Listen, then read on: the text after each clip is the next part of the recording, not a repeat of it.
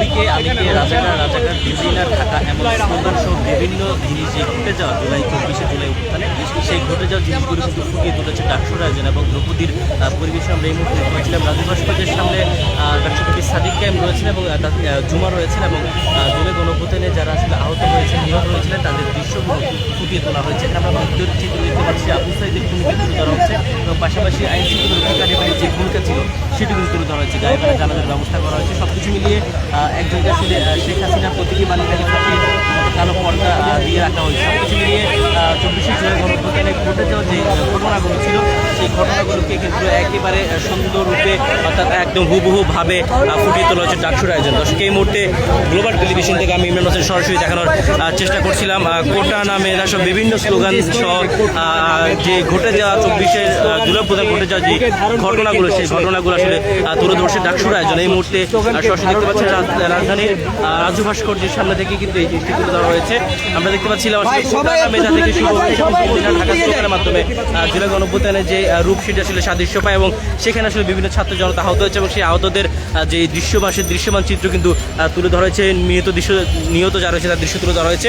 DUCSU BP Sadiq কায়েমকে আমরা দেখছিলাম একজন আহতকে সাথে নিয়ে কিন্তু এগিয়ে যাচ্ছেন এবং জেনজির যে প্রভাব সেই প্রভাবটি তারা তুলে ধরছেন এবং তার পাশে রয়েছে একটি গায়েবানা জানাজার একটি মৃত্যুর লাশ এবং লাশের চিত্র দেখতে পাচ্ছি। সব কিছু মিলিয়ে ধাপে ধাপে কিন্তু আইন শৃঙ্খলা রক্ষাকারী বাহিনী যে অপতৎপরতা চালিয়েছিল শিক্ষার্থীদেরকে সেই চিত্রগুলো তুলে ধরেছে এবং আমরা দেখতে পাচ্ছিলাম যে নিহত হয়েছে একজন সেটি তুলে ধরেছেন এবং একজন আহত হয়েছে সেই আহত চিত্রটিও এখানে একইভাবে তুলে ধরেছে। মূলত 24শে গণঅভ্যুত্থানে যারা আসলে আহত হয়েছিলেন নিহত হয়েছিলেন পুরো চিত্রটি তুলে ধরা হয়েছে। আমরা দেখতে পাচ্ছিলাম আমরা দেখছিলাম চিত্রে একজন আসলে নিহত ব্যক্তিকে কিন্তু একজন ভ্যান চালক নিয়ে যাচ্ছে মেডিকেলের দিকে, সে চিত্র আমরা দেখছিলাম। সব কিছু মিলিয়ে যদি বলি 24শে জুলাই গণঅভ্যুত্থানে ঘটে যাওয়া যে বিভিন্ন ঘটনাগুলো ছিল সেই ঘটনাগুলোর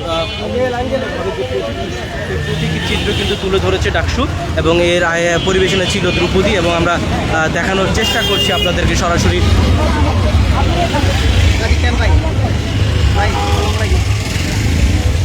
সরাসরি দেখানোর চেষ্টা করছিলাম যে বিষয়গুলো যেখানে তরুণ শিক্ষার্থীরা অংশগ্রহণ করেছে সেই শিক্ষার্থীদের অংশগ্রহণের চিত্র তুলে ধরা হয়েছে। শিক্ষার্থীরা পুলিশের এবং ছাত্রলীগের হাতে আহত হয়েছে সেই আহতের চিত্র তুলে ধরা হয়েছে এবং তুমিকে আমিকে রাজাকার সহ বিভিন্ন প্লেকার্ড দিল্লিনা ঢাকা সহ যে সকল লেখাগুলো জুলাই গণঅভ্যুত্থানে আসলে প্রাণ জুগিয়েছিল সেগুলো তুলে ধরা হয়েছে।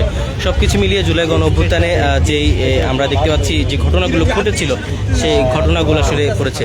আমরা দেখতে পাচ্ছিলাম একজন রিক্সা চালক আসলে একজন নিহত ব্যক্তিকে যখন নিয়ে যাচ্ছিল সেই ঘটনাটি অনেকের হৃদয়ে আসলে সাড়া দিচ্ছে। সেই ঘটনাটির চিত্র আমরা দেখতে পাচ্ছিলাম একজন শিক্ষার্থী নিহত হয়ে রয়েছেন এবং রিক্সা চালক আসলে তাকে নিয়ে যাচ্ছিলেন। এমনইভাবে কিন্তু 24শে গণঅভ্যুত্থানের ঘটনাগুলো ঘটে এবং কোটা প্রধান নিপাত জাকের বিভিন্ন স্লোগান কিন্তু ধারাবাহিকভাবে উঠে এবং সেইভাবে দেখছি একজন শিক্ষার্থী কিন্তু নিহত হয়ে শুয়ে রয়েছে এবং রিক্সা চালক তাকে নিয়ে যাচ্ছে। অন্যদিকে আসলে দেখানোর চেষ্টা করছি একজন ভ্যান চালক একজন নিহত শিক্ষার্থীকে কিন্তু নিয়ে যাচ্ছে। এভাবে আসলে যেই প্রতীকীর যে দৃশ্যগুলো সেই দৃশ্যগুলো ফুটিয়ে তুলেছে ডাকসুর আয়োজন এবং এর পরিবেশন ছিল দ্রৌপদী আসলে পরিবেশনায় ডাকসুর আয়োজনে এই দৃশ্যগুলো তুলে ধরা হয়েছে।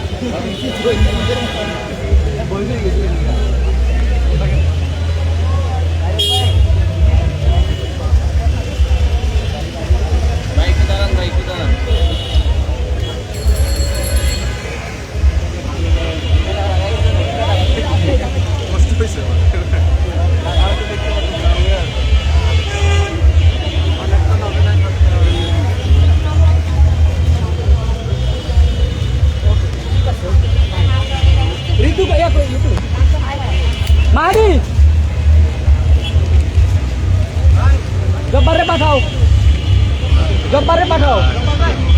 আসেন আসেন, এবার আসেন, শুরু করবো। যাও তা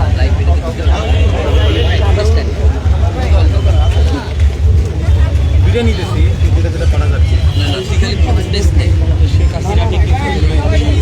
শেখ হাসিনার মুখে কালো পর্দা দিয়ে আসলে ফাঁসির ব্যবস্থা করেছে ডাকসুর আয়োজনে দ্রৌপদীর পরিবেশন আমরা দেখতে পাচ্ছিলাম। 24 সালে ঘটে যাওয়া যে ঘটনাগুলো, সেই ঘটনাগুলোকে পুনরাবৃত্তি করে ফুটিয়ে তুলেছে ডাকসুর আয়োজন। আমরা দেখতে পাচ্ছিলাম যে ঘটনাগুলো ঘটেছিল, রিক্সায় করে যে নিহত শিক্ষার্থীকে নিয়ে যাচ্ছিল সেই চিত্র দেখতে পাচ্ছি। আইন শৃঙ্খলা রক্ষাকারী বাহিনীর যেই অপশৃঙ্খলা, সেই অপশৃঙ্খলা দেখতে পাচ্ছিলাম, যারা শিক্ষার্থীকে আসলে আহত নিহত করেছেন। এবং তরুণ শিক্ষার্থীরা যেই কোটা প্রথার জন্য, যে বাদের জন্য তারা আন্দোলন করেছিল, এবং সেখানে বিভিন্ন প্লেকার্ড ছিল, দিল্লি না ঢাকা, তুমি কে আমি কে, রাজাকা রাজাকে সহ বিভিন্ন স্লোগান, এবং আবু সাইদ, মুগ্ধ সহ বিভিন্ন যেই শিক্ষার্থীরা আন্দোলনে অংশগ্রহণ করেছেন, তাদের যেই ঘটনাগুলো ঘটেছিল তাদের সাথে, সেই ঘটনাগুলো চিত্র কিন্তু ফুটিয়ে তোলা হয়েছে। এই মুহূর্তে সরাসরি দেখতে পাচ্ছি আমি ইমরান হোসেন, সরাসরি দেখানোর চেষ্টা করছি রাজধানীর রাজু ভাস্কর্যের সামনে থেকে ডাকসুর আয়োজনে দ্রৌপদীর পরিবেশনায় আসলে 2024 সালের জুলাই অভ্যুত্থানের সময় যেই ঘটনাগুলো ঘটেছিল সেগুলো পুনরাবৃত্তি প্রতীকে আসলে তুলে ধরা হচ্ছে।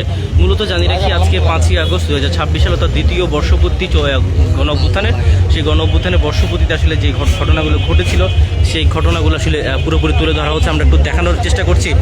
বিভিন্ন শিক্ষার্থীরা কিন্তু এখানে অংশগ্রহণ করেছিল, যে কোটা প্রথা নিয়ে আসলে এই আন্দোলন শুরু হয়, সেই আন্দোলনের চিত্র আমরা দেখতে পাচ্ছি। এবং যে প্লেকার্ডগুলো নিয়ে রাজপথে নেমেছিল শিক্ষার্থীরা, সেখানে দেখতে পাচ্ছি। এবং আমি দেখানোর চেষ্টা করছি আসলে আইনশৃঙ্খলা রক্ষাকারী বাহিনীর হাতে আহত হওয়া বিভিন্ন শিক্ষার্থীরা যারা ছিলেন, তারা আসলে সেভাবে আসলে উপস্থিত হয়েছিল এবং সেই চিত্র তুলে ধরা হয়েছে। আমরা তার পেছনে যদি একটু দেখানোর চেষ্টা করি, যে শিক্ষার্থীরা আসলে নিহত হয়েছে, যে গায়েবানা জানাজার ঘটনাগুলো ঘটেছিল, দেশের বিভিন্ন জেলায় গায়েবা জানাজা হয়েছে, সেই চিত্র আমরা দেখতে পাচ্ছি। এবং আইনশৃঙ্খলা রক্ষাকারী বাহিনীর উপস্থিতি আমরা দেখতে পাচ্ছি। আমরা একটু শোনার চেষ্টা করবো অভ্যুত্থানের সময় আইনশৃঙ্খলা বাহিনীর অবদান কী ছিল।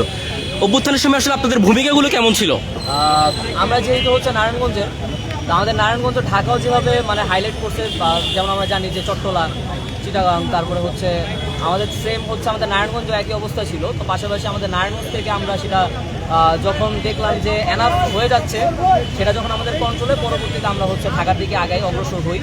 আমরা সাইনবোর্ড, তারপরে হচ্ছে বিভিন্ন এরিয়াগুলোতে আমরা আমাদের ভাই ব্রাদার যারা আমরা স্টুডেন্টরা ছিলাম, সবাই মিলে হচ্ছে একটা প্রতিরোধ করি।